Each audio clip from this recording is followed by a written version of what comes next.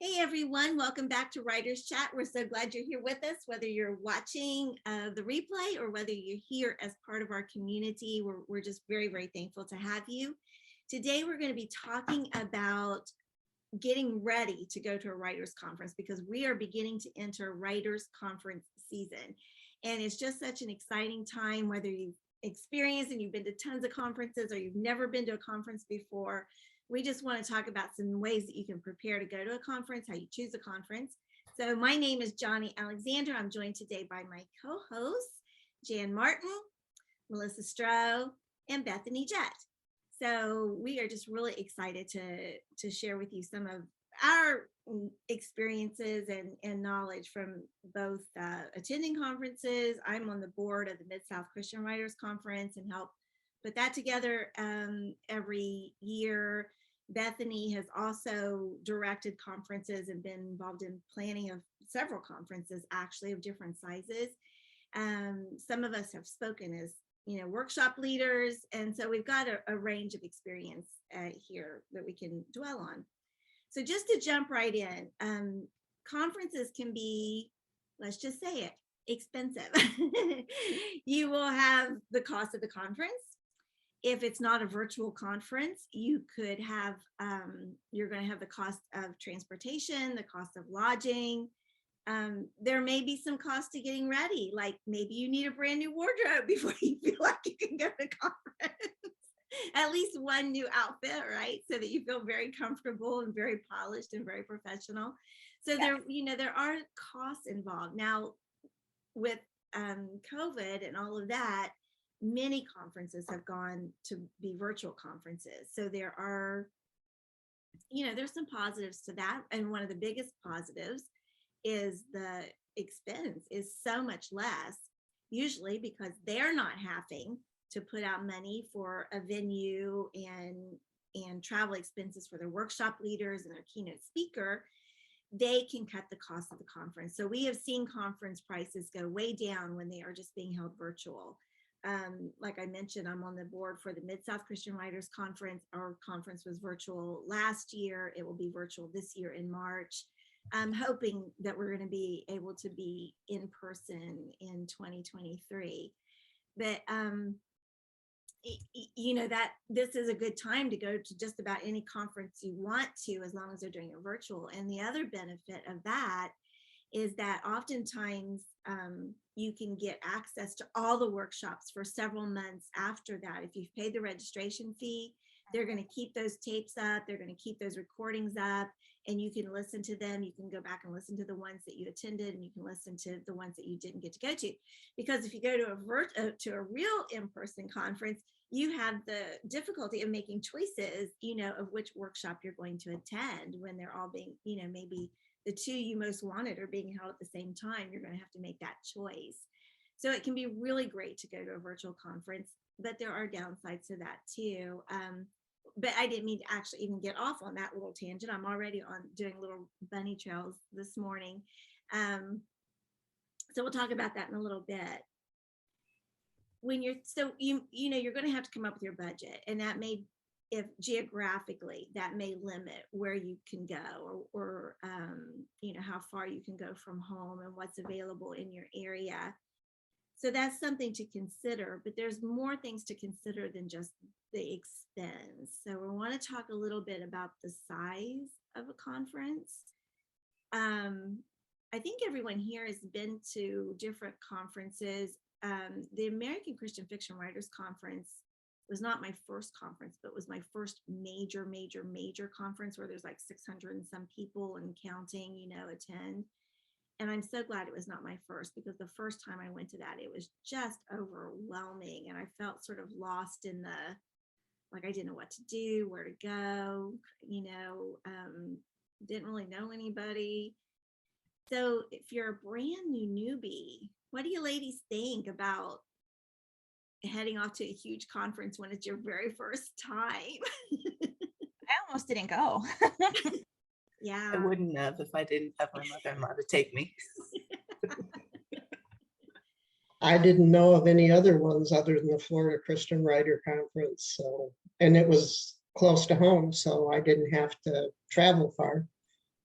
right? That was actually my first, what I want to say, major conference. I'd been to a couple one-day things like at the local library or something, but yeah, and that was Bethany's first conference too, was the Florida Christian Writers Conference.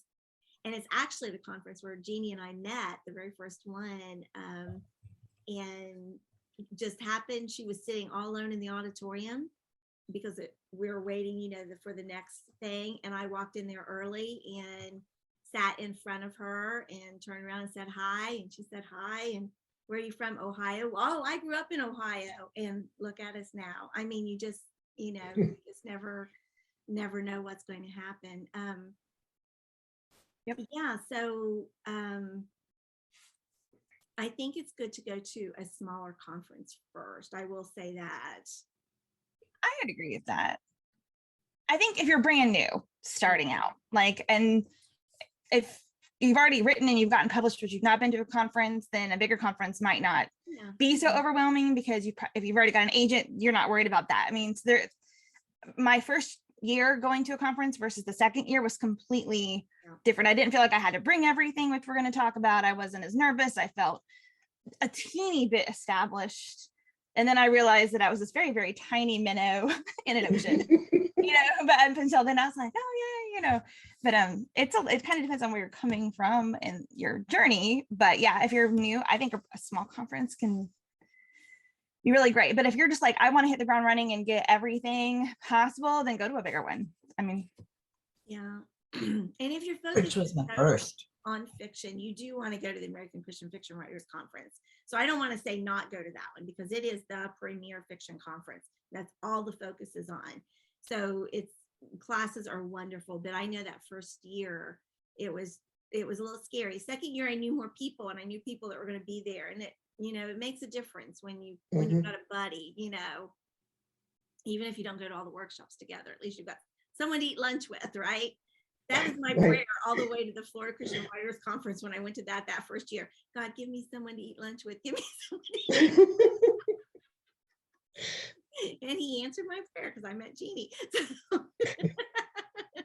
So Pam mentioned about ACFW, just before we move on from that, is that it is great for fiction, but if you're specifically writing in speculative or fantasy or sci-fi or any of those, then Realm Makers really has become a great Christian conference for writing in that genre. And it's very niche, but people who go love it.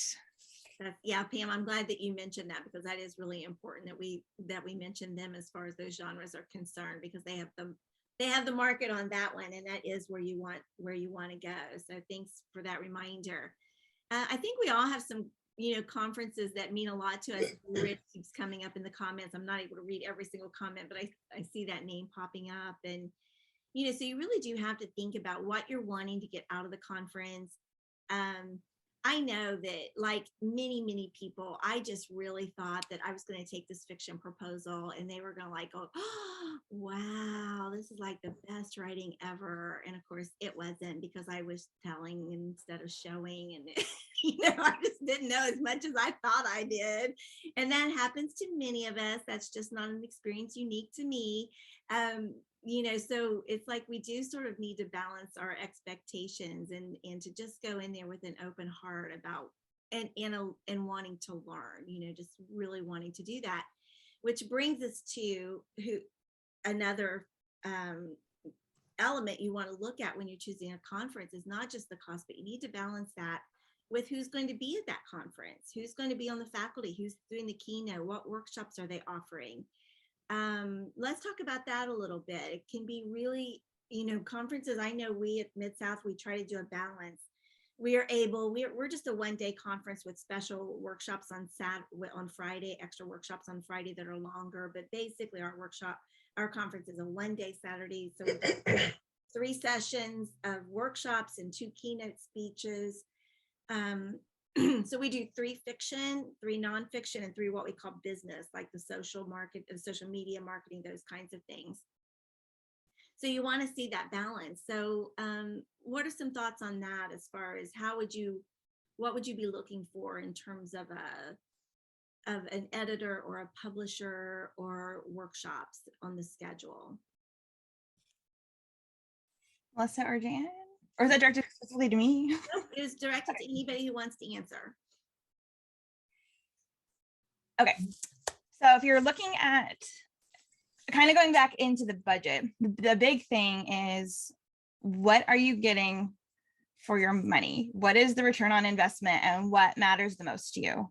And so it's going to be different for everybody. Some people are going to value learning and the keynotes and the workshops and who's going to be teaching those. And that's going to matter. Some people who are getting ready to do the pitch part of it, they're going to be looking to see what agents and editors are there because they need to continue on with their career. So it just kind of depends. And when you first go, you may not even realize what you want to write. I mean, like a lot of us just feel like, we just have so many ideas. We're creative. We've got so many ideas about what to do. And so we're interested maybe in writing devotions. We're interested in writing fiction. We're interested in writing nonfiction articles. We just kind of want to do it all. Or maybe, especially if you're very new at it, you're just not sure what your niche is going to be. And so you want to explore different things. My dog's making noise back here, so I had to mute. But another thing to look at when you're looking at the agent and editor list is, do they actually acquire what you write? So sometimes conferences will have agents or editors come, not agents, I'm sorry, publishing houses will send editors who are there representing the house, but they may not be acquiring what you write, or sometimes they're not acquisitions editors at all. And so really, you can't even pitch to them. You're just there maybe to talk about career, or they might be teaching a class. I mean, there's value for them being there. I'm not trying to diminish that at all. But if you're going there because you've got a proposal ready to go and you're ready to do that, it's so important to make sure that before you're spending money, that if the goal there is to secure that agent, to get that interest in that book, that there's someone there who can actually look at it for you. Now, a lot of times what happens is those editors will refer, they are there and they will refer anyone that they think is interested to somebody at the house. So they may say, okay, I think this would be a good fit for my coworker who's not here, and I can pass it along that way. So there are still connections that can be made that are valuable. But when you're looking at return on investment, just kind of depends on what you're valuing, and making sure that you don't get there and you're disappointed when, if you're getting a lot of no's, maybe it's because you're pitching to people who aren't taking what you're writing. That's a really good point, because rejection hurts. It doesn't matter how many times, and especially when you're new, and especially when you really do think people have told you you're a good writer. You really do. You think that you've got it down, and then you realize you haven't. But it's like, but you can grow. I mean, that's why you go to the conference, to learn that craft, to learn those techniques and tips and tricks and all that good stuff. Mm-hmm.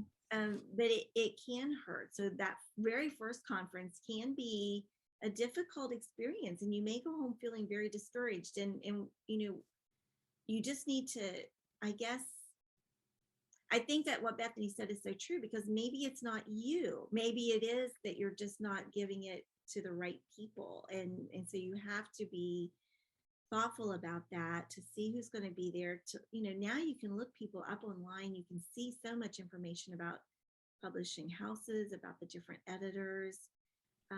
Lots of times the conference itself will put on there, like, this is who's going to be there, who you can make appointments with, and this is what they're looking for. I want to talk a little bit before we move on from the money aspect, though, about scholarships, because those are available too. And that was something Brandy Bro, one of our other co-hosts, was going to talk about, and she couldn't be with us this morning after all. But she talked about, she mentioned to me that not only are there, of course, conferences that offer scholarships, and you can apply for those, and maybe you would get one of those scholarships, but she was able one year to get a scholarship from the Vermont Arts Council to go to any conference she wanted. So there may be those kinds of opportunities, and most states do have an arts council or something of that kind. So I don't know how you would search for scholarships of that kind, but I do think it's important to be aware that those are possibilities. And, you may just need to spend a couple hours online to see if you can find some scholarship opportunities that you would be able to apply for and see what happens. PM just mentioned in the chat that her church helped her go to more than one conference. So that's pretty exciting too, that a church would do something like that. Anyone else, Melissa, Jan, have any experience with Bethany, now that you pop back on, scholarships? I know Bethany does.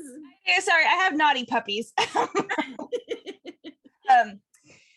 Yeah, actually, my first writers conference that I went to was the Florida Christian Writers Conference, which we've mentioned, but it was because I got a scholarship. That's really the only reason that I went. So even 2 to 3 weeks before the conference, I didn't want to go, and I am introverted. So if anyone else is like that, I was nervous, and I don't know. I had so many doubts. Like, I didn't really have a proposal ready. I didn't have business cards. I would say, like, this is what people will say to me and fill in the blank with whatever job they do. But I was a youth minister's wife and a stay-at-home mom. And my husband was encouraging me. My mom was encouraging me to go. And I was like, who's going to listen to me? Like, it's so hard to break in. I had every excuse to not go. But because I had the scholarship, I felt like I was taking someone else's spot if I didn't go.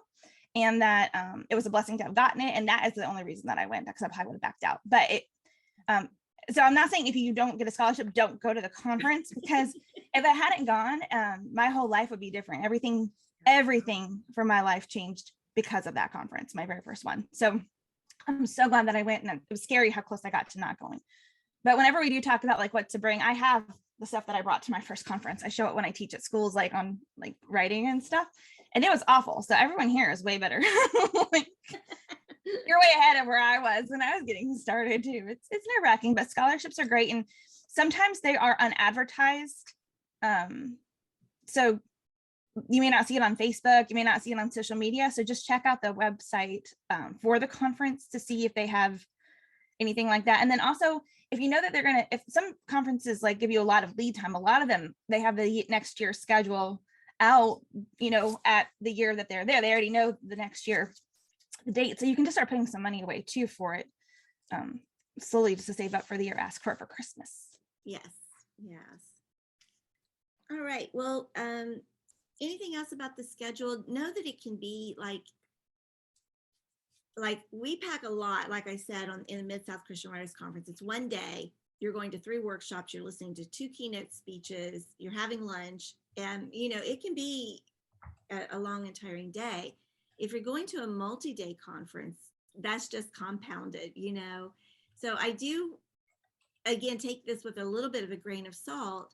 It's fine to miss a session. I mean, sometimes we've spent the money and we want to get as much as we can out of every single bit.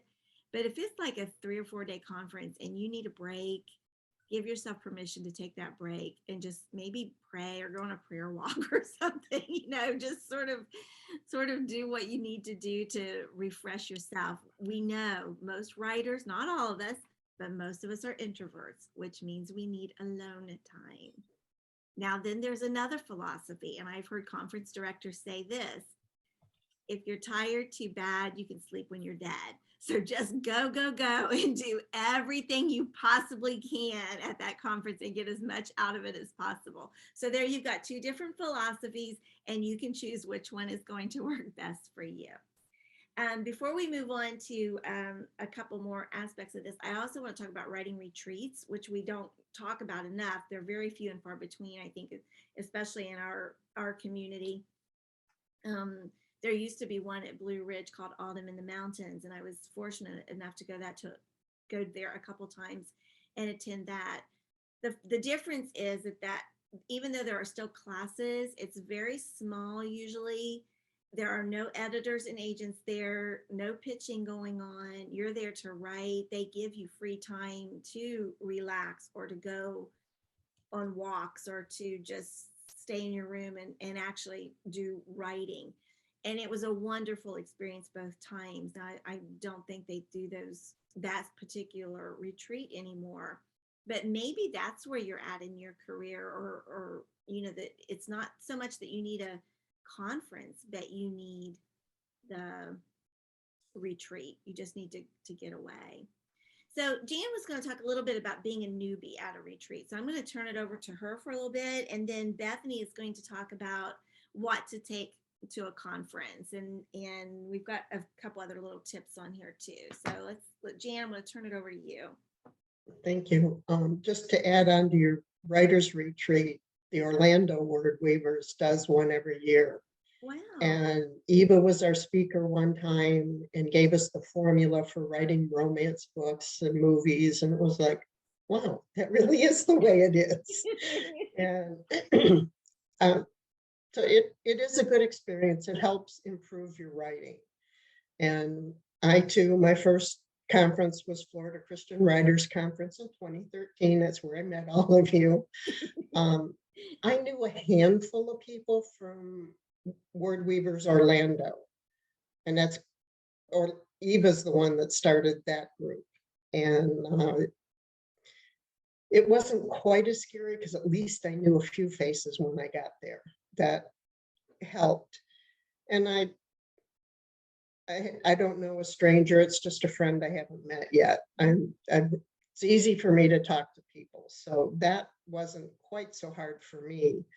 I think one of the hardest things was the language. I felt like I was hearing Greek with all the different things they wanted me to do, the pitch, the query, the elevator pitch, a book proposal. It was like, what the heck are you talking about? Because I really wasn't prepared at all when I went. It was just a chance to start learning. And the first conference, I talked to people, they told me what I needed to do, how to do things, my platform, which I had no clue what it was. And I still have trouble with that one. But so when I went home, I was excited, totally exhausted and overwhelmed. I took a couple of days and then I did go back through everything. It's like, you can't just let it go, or it's not going to be worth the money that you just paid. Yeah. So the second year, at least I had some ideas of what I was doing, and I did look ahead to see who was going to be there and knew who I needed to talk to.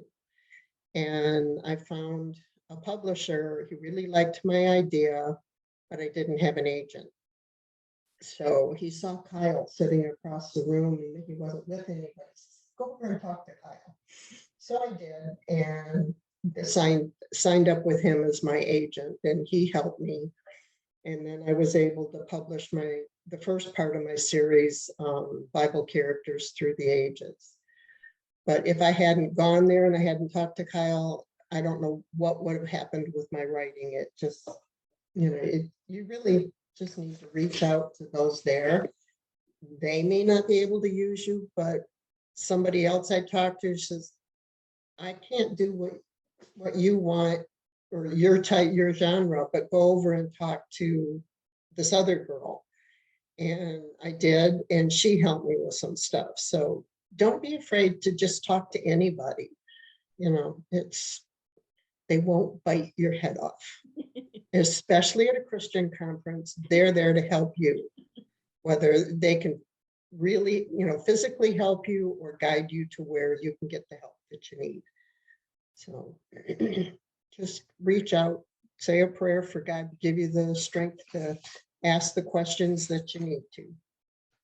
I love that. And I love that, your story is that you were so unprepared, and yet, God bless that unpreparedness, right? I mean, you still had a good experience, but we want you to be prepared. And that's a lot of what we try to do at Writers Chat and Serious Writer, is to make people, or to give people the tools so that they do go to a conference knowing what these words mean and understanding it, and they're prepared to talk to an agent or an editor in a very professional way. Right. So Bethany, take it away, sweetie. On what to bring? Yes, on what to bring. All right. When you're packing up, getting ready to go with that brand new outfit that you just spent a ton of money on. Yeah, I always do get a new outfit. If you're going to be pitching, you definitely want to have at least one outfit. I call it the interview outfit, because it is kind of an interview. Like, they're interviewing you and you're interviewing them at that pitch. It's not just I think sometimes we go to those pitch sessions. I know I did.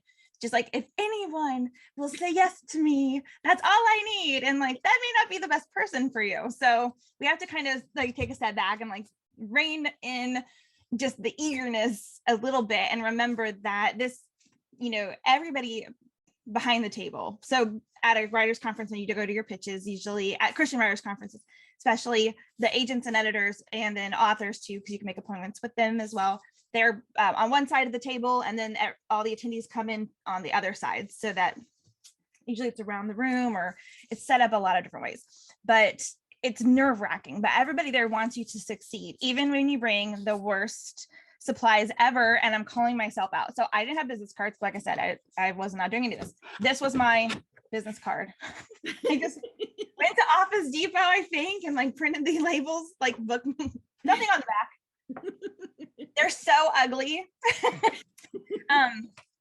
But business cards are important. My picture is not on here. I did everything wrong. It's really important to have your picture on a business card though, because nobody's going to remember your name once they leave that conference, but they will remember your face, just as a general rule. So if you have your photo on here, at least they can remember who you are. I've got my phone number on here, which doesn't matter at all. Really, you need your website and your email, something that kind of says what you do, like in terms of like what kind of writing you do, something that will kind of set you apart.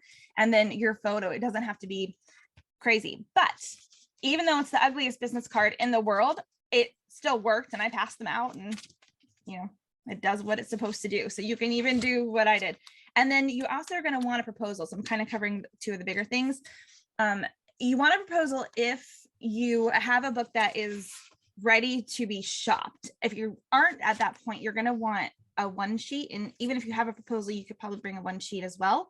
And we can link to a ton of resources here on how to create a one sheet. I know we've done several episodes on Writers Chat about one sheets as well. And basically it's your book on one sheet of paper that you can use at those pitch appointments.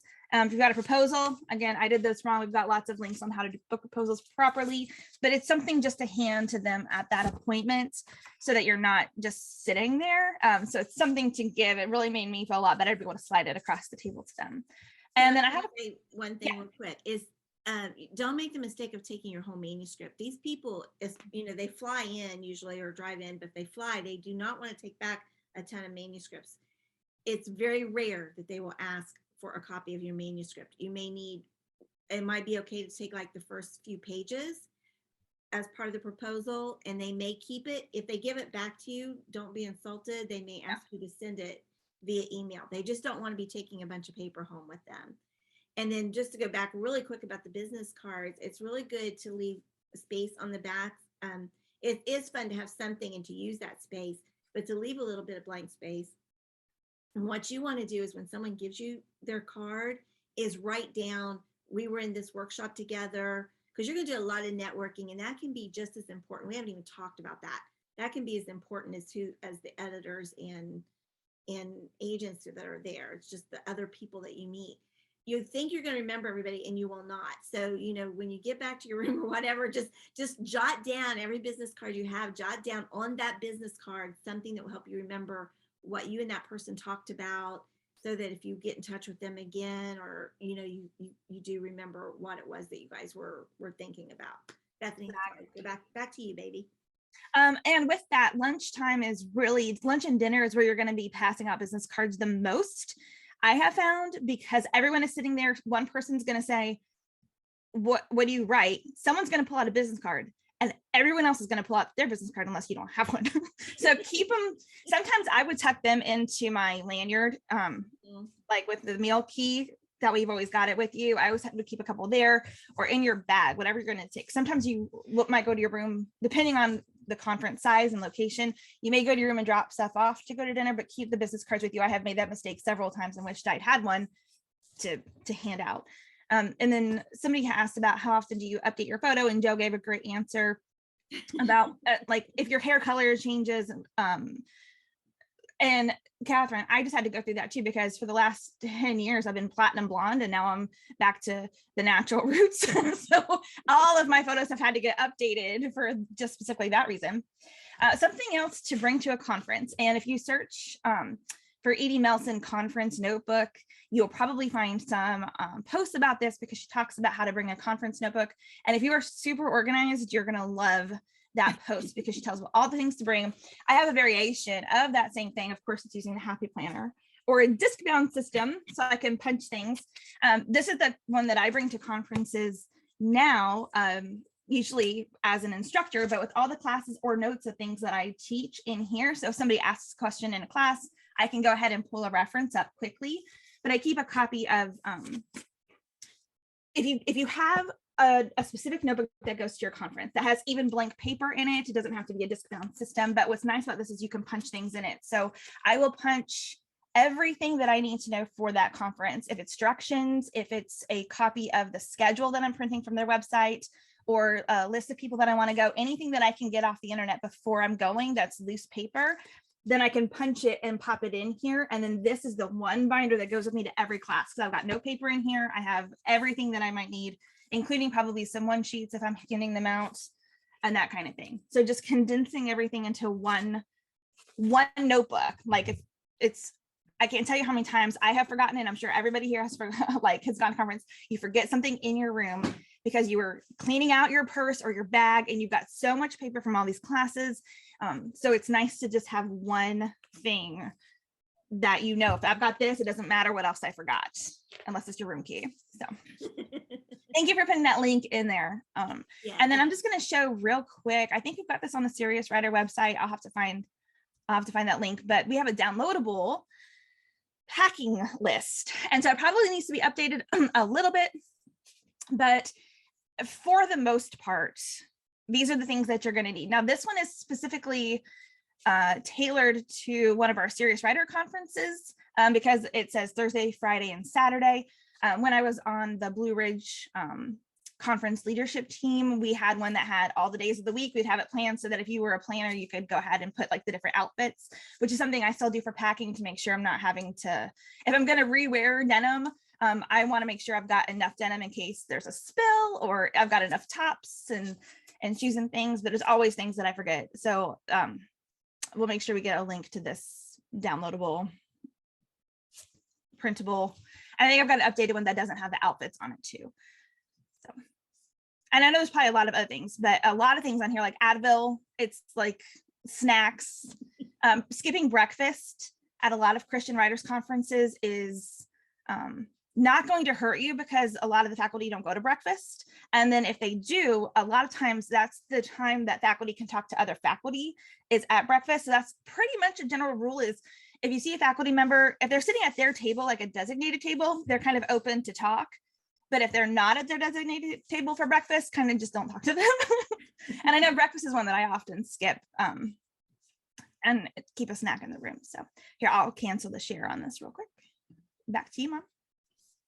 Oh gosh. All right. I mean, there's a lot. Yeah, there is a lot. I was just thinking of different things that you were talking about. Let's talk about roommates for a minute because at some conferences, to reduce prices, you can choose to have a roommate. I never did that as far as a blind roommate, but after Jeannie and I met that first year, we became roommates. We went back to the Florida Christian Writers Conference several years because it's and I'm not, I mean, we're not here to just plug specific conferences, but it is one that a lot of us have gone to. And it's been a few years since I've been to the Florida Christian Writers Conference, but back in the day, you know, it was just a nice size and it was a nice atmosphere because it wasn't as, what, I don't want to use the wrong word here. It was more casual, I guess I want to say, than a lot of conferences may be. It takes place at a lake. It's a, you know, conference center. There's a, you know, there's alligators roaming around. There's, you know, it's Florida. And so there is just that different vibe to that conference. And then you go to someplace like ACFW again, which is huge, but there is a level of professionalism that is expected at that conference that may not be at smaller conferences where, you know, it's, I don't know, it's just more casual, it's different. And so that can be just a very nice atmosphere to choose if you just want to go to, and to get your feet wet in a conference. But again, going back to roommates, but a friend of ours, again, that we met that first year, they were roommates together and they became our best friends too. So we became a critique group that stayed together through email, and every day we were emailing each other, and those friendships have just continued since then. So you may be blessed to room with a stranger and end up being a friend, like Jan said, just a friend you hadn't met, be a really, really close friend. And then you have someone to be your roommate from there on out if you go back. But that can be a way to save money too, is to do that. Or, you meet somebody and then you can be roommates with someone. Before the episode started, we were on a little bit, and one of our ladies in the chat, Joe, mentioned making sure before you go to a conference that all your social media links are up to date. And I think, as part of that, update your photo. We've kind of already talked about the photo. I mean, I'm guilty of that. My headshot is was like 8 years old now. So I need a new photo too. I just don't want to show more wrinkles, So I mean, come on. Filters. That is not a problem. So, oh gosh, I was headed. Oh, social media links. So if you're going to put like that if you're going to put your Instagram link on there, make sure that you've been posting the Instagram lately. If you haven't, don't include it. Just don't include it, but make sure that you have at least one that you can put on put in your one sheet or put on your proposal. Though I'm wondering, Bethany, is that what's most important? I guess the website would be most important. If you didn't have all the links to the others, would that be okay? Or what's your thoughts on that?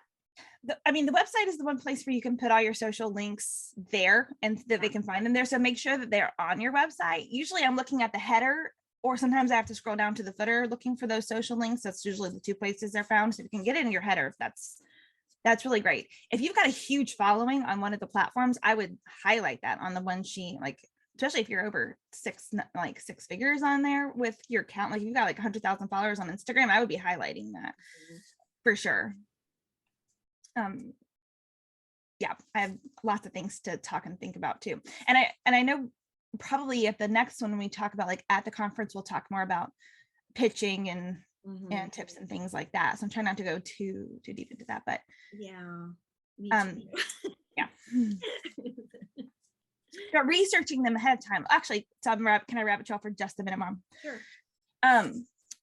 Research the agent and editor and the publishing house before you get there. So like we kind of talked about that already a little bit, but when you're at those appointments, it's really great to be able to say something that you have in common. So you can check people out on social media. A lot of the agents and editors will have a page, or the publishing houses have pages. And here's a big one. Whatever you do, if you are going to talk to someone at a publishing house, know which books are their bestsellers in your genre, because if they ask you about an author, you should know who it is, or you'll be humiliated like I was. Speaking from personal experience, Bethany Jett. Like, have you heard of this author? No. Oh, well, she just writes a best-selling book in my genre. I have no idea. So yeah. Yeah, having a website is a good thing. If you don't have one when you get there, just own it. I'm brand new. I'm so excited to learn. And Christian Writers Conferences are so good about having those 15-minute appointment times be times where you can talk about career advice, and don't skip out on the author. So a lot of times the agents and editor appointments fill up really fast, and they should. Like if you've got something to pitch, take the spots before they go. But then if they let you sign up for more, talking to an author who writes in the genre that you do is smart, because they have connections and they have network, and they know what's going on as well. And they can even kind of pinpoint you towards maybe a place where you can start writing right away as soon as you leave the conference. And I have just watched so many networking connections happen, because going back to what you had mentioned at the beginning is meeting people. And introvert is not the same as shy, and I know that they get corresponded, but just you can be outgoing and be an introvert. It's just the way your energy comes back. But I will say that you never know who someone is going to become. And even though it's like super important to meet the faculty, like that's always a great thing to do. You don't know if the person sitting next to you at that conference may one day be your agent, or if that person in your, in the class with you is one day a co-author or your publisher. And I just watch it happen all the time over the years. And so always be kind, always be nice. Don't be a know-it-all. Don't talk about your book for 30 seconds or more. Always ask questions and just be the person that people remember because you made them feel good, because that will set you apart from everyone else who is there with an agenda. We all have agendas, but some people let them be known. So that's one of my secret strategies. Yeah, we're going to talk about conference etiquette at our next episode on conferences, and that's such an important point, because Bethany's right. You don't know who someone might turn out to be, and you're not doing it to be, to use people. It's just, just be kind. If you're, it's a competitive world, and I will say, I think the standards are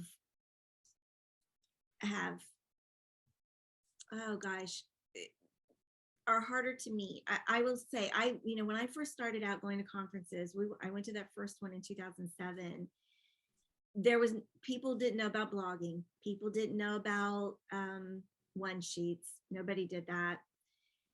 You got a list of the faculty members' home addresses so that you could write them thank you cards, and maybe their business address, but some of them, because they were authors who were speaking, they were home addresses.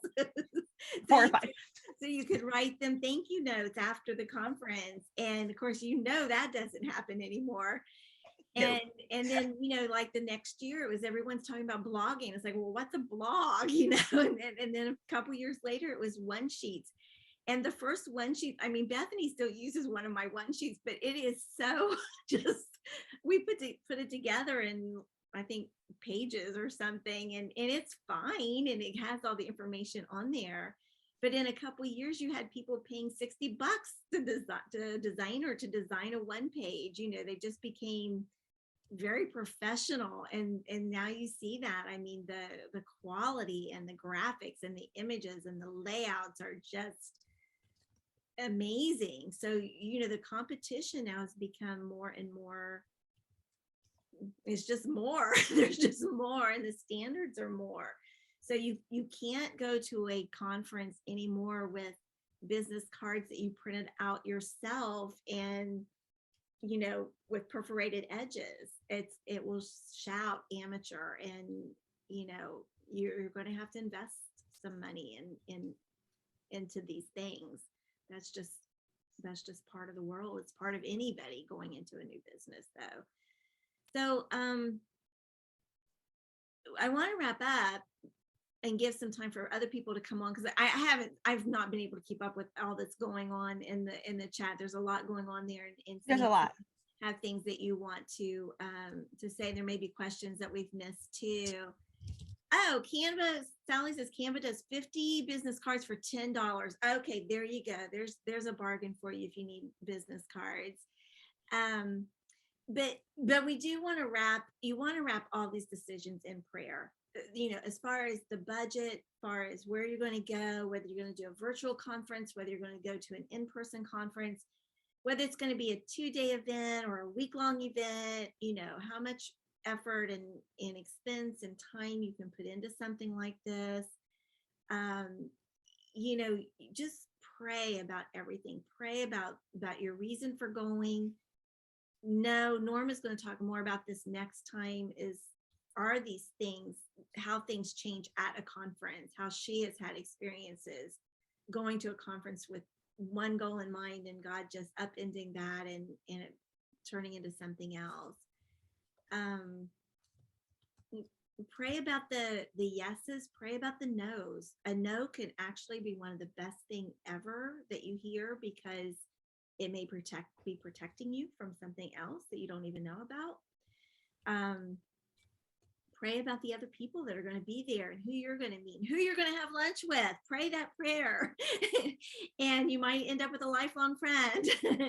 So you just pray and pray and pray and wrap it all, and know that God has a plan for you. It may not be the plan that you want. It may not be the plan that you dream of, but he's got a plan, and it may take longer for that plan to come true. You just don't know, but it's there, and he cares about you, and he loves you, and he gave you this gift for a reason, and it's a journey to figure out what that reason is, I guess, is what I want to say. So why don't we have everybody, that's into that the little sermon, everybody come on, and if you have something else, a question that we didn't get to, or is anyone kind of going through the questions to see what's there? A lot going on. There is a lot going on, and we love that, and we thank you so much for it. Bethany didn't talk about it, but I'm going to brag on her a little bit because she was very nervous about going to that first conference. Then Jan, I'm going to go back to you because I saw you had your hand up. She had a very unusual experience in that 2 agents and was it 2 publishers were interested in her proposal, and she did walk away pretty much with the next best thing to a contract in hand, and with an agent too. That rarely happens. And I had told her, I'm her mom. I love her so much. She was so nervous about going to the conference, and I was staying at her house with her husband and her boys while she was gone. And, I said, just go, enjoy yourself, meet people. Don't, you're not going to get a contract. That doesn't happen. Da, da, da, da, da. So, kind of had to eat my words because she was one of the few exceptions where it did. So, you just never know. But if, I guess still you want to manage your expectations. No, it could happen to you, and that would be so great and so wonderful, and we will celebrate with you. But it usually doesn't happen. So. Norma, I don't want to steal thunder from next time, but do you want to just talk just a moment about your experiences, since we did bring it up, and we'll talk about it more in depth on our second episode too. As far as changes? Yes. Okay. And expectations and things. My very first conference was Blue Ridge, and I didn't have any expectations because I'd never been to a conference, but I love cozy mysteries, and I'm sorry, I just lost my train of thought. And mystery romance and that kind of thing. So I thought, well, I told everybody that's what I'm going to write. And at that conference, before the end of it, God says, no, you're going to write nonfiction, and we're going to go with that. So I started doing that and went to a couple more conferences, and had some great ideas, and even had talked to Bethany about it at one of Serious Writers conferences about doing some devotionals for children and moms on using the armor of God to, work through fear. So I went this last year to Blue Ridge and thought, okay, I'm gonna push this. And the first person I went to talk to, that first night when they tell you to go and pick out who you want to talk to, I spoke to an editor. And those of you here that know me know I really don't have any trouble talking. And it was like my tongue swelled. I couldn't answer questions. And I walked away so humiliated, and went back to my room and argued with God and said, I spent all this money to get here. Well, long story short, he showed me he changed direction again, that he wants me to work on nonfiction inspirational articles. And so twice, at conferences, God changed the direction. And so just be open to what God has for you. Even if something humiliating happens, like I had texted Rachel Colby was there at that conference, and I texted her, pray for me because I just want to pack up and go home. I just made such a fool of myself. And, then I'm arguing with God, well, I spent all this money. If you just want me to be here to be an encourager to others, fine, that's what I'll do. And, there you have it. So just be open to what God has for you, because it changes. And also, as God changes things, the enemy likes to come in and bring discouragement and doubt and the fear and all of those. I'm not good enough. I went through that whole gamut of emotions that night. But it, just be open and be aware of the enemy. Thank you so much for that. You're muted, Johnny. Oh, am I? Not now. Okay. Thank you. Thank you for that. That's such a great testimony. And Jan put in the chat, I think this is important too. You may not end up a well-known author. If you reach one person, maybe that's what God's plan for you is. And maybe that. It may be you've got a family memoir kind of thing you want to write. And that may be just for your family. It may not be anything that would be, published and sold in bookstores, but, your family could treasure that forever. So, you just don't know what the plan is or what God has in store for you. Bethany, we were talking about Ramona Richards yesterday and a post that she shared on Facebook. Ramona used to be an editor, didn't she? Yes.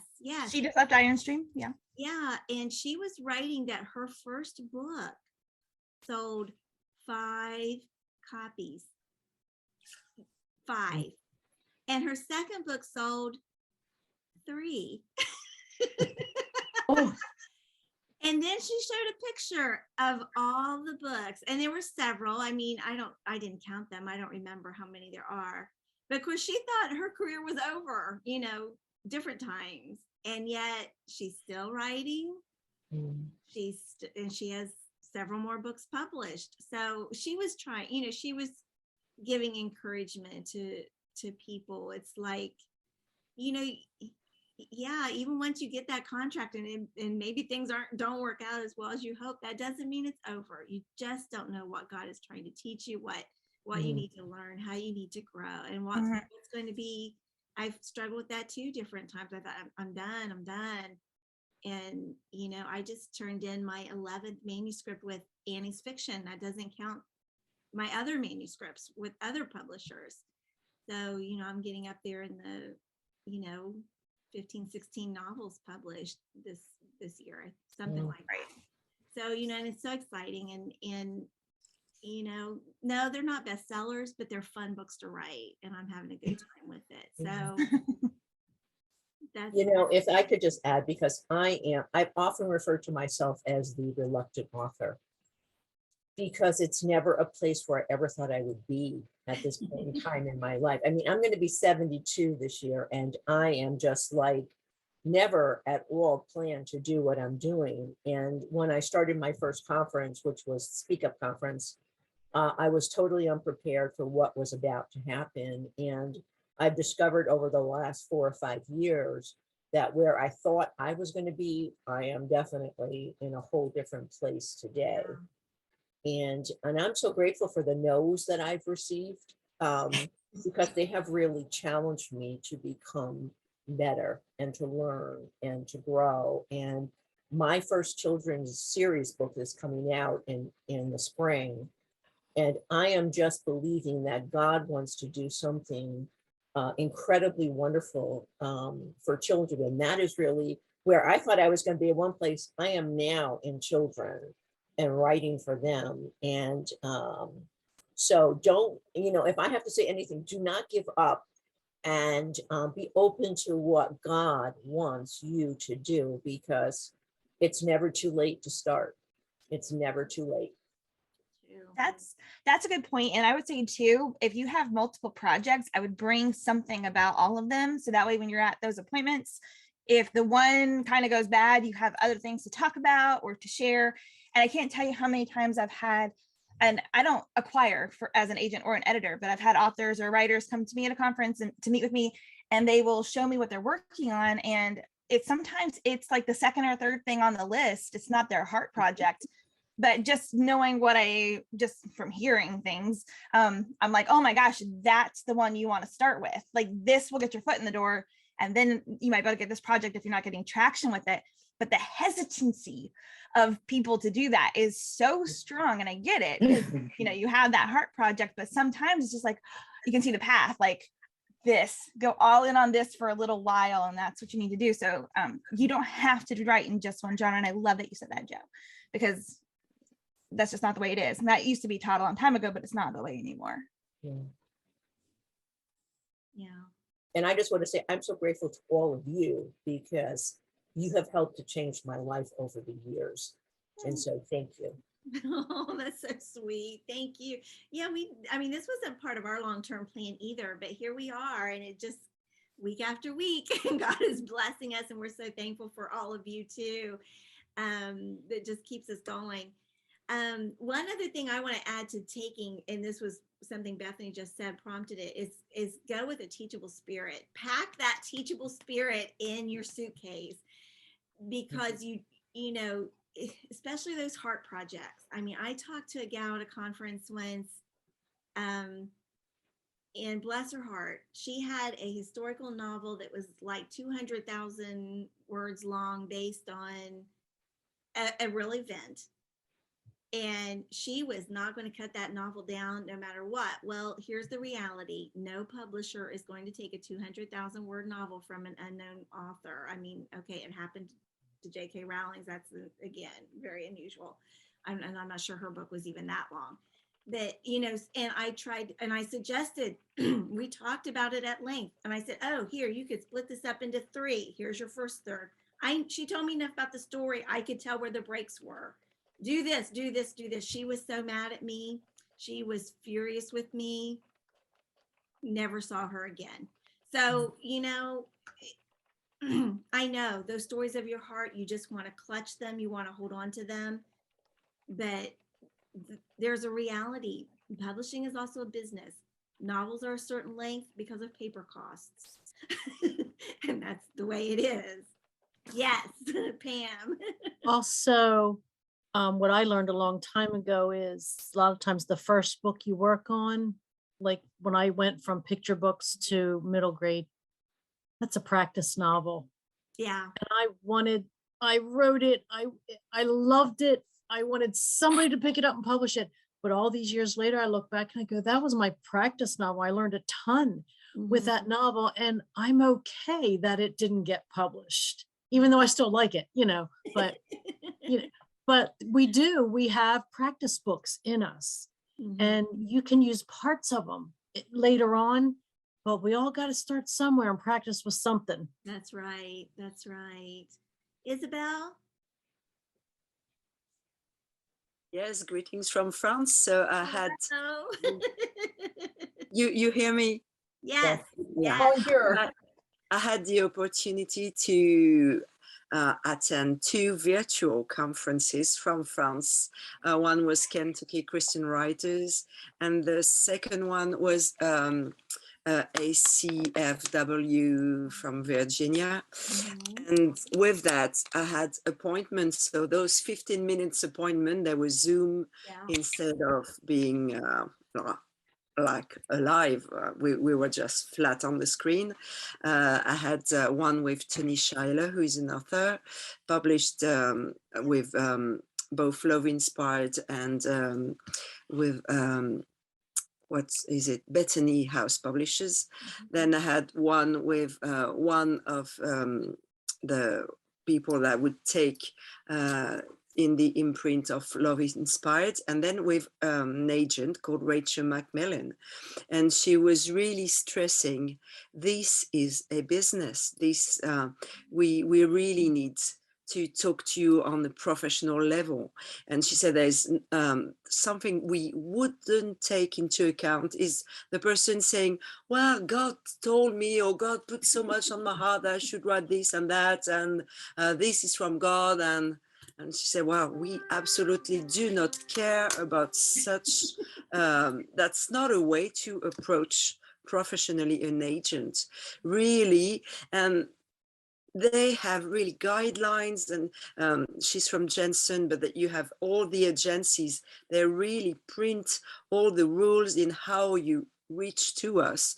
Just follow the guidelines. Yes. And then we're also Christians and we pray, and then trust God. And that's what I would think, if something is on God's heart, no matter what, the doors are going to open.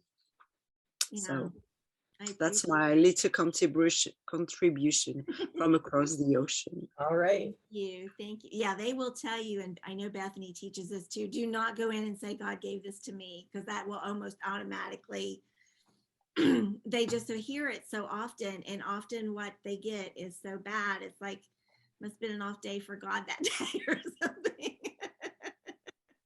And I don't mean that to be blasphemous at all. So, all right. Melissa, what are we doing next week? Excuse me, my throat's. I'm sorry, I caught you off guard. I know. Next week, Edwina Perkins is going to join us to be talking about, oh gosh, my brain, sorry. Sensitivity. Yeah, sensitivity readers. Yeah, sensitivity readers. So that's a new topic for us, and we're very excited. I've listened to Edwina teach before.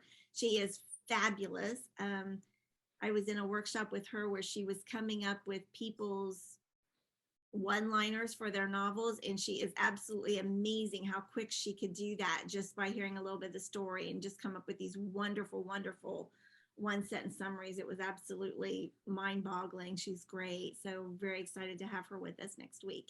And then we will be doing the second episode on writers conferences sometime soon.